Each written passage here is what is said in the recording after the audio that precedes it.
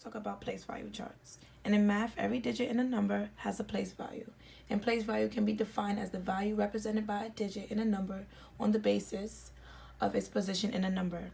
But today we're going to be multiplying and dividing decimals by the powers of 10. So let's get started. Excuse this mess.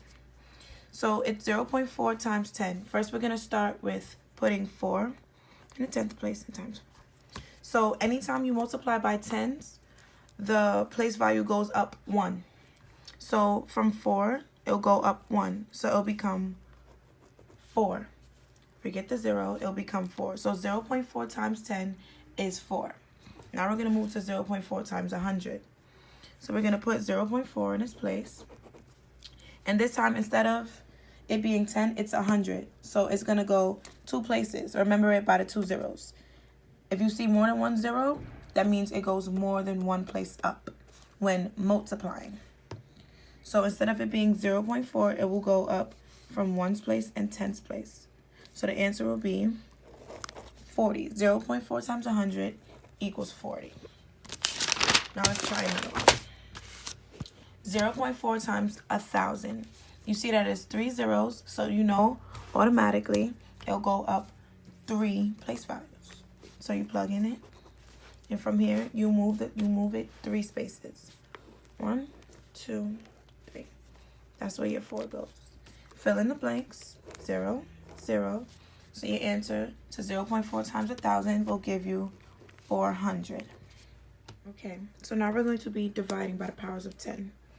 So when you are dividing by the powers of 10, by how many zeros it is, it'll go down 1 place instead of increasing if we were multiplying. So we should plug it in. 64. So it's divided by 10. So that means the 6th place is going to move 1 space. So you're going to put 6. And then the 4th place is going to move 1 place as well. So when you bring it down, you're going to put 4.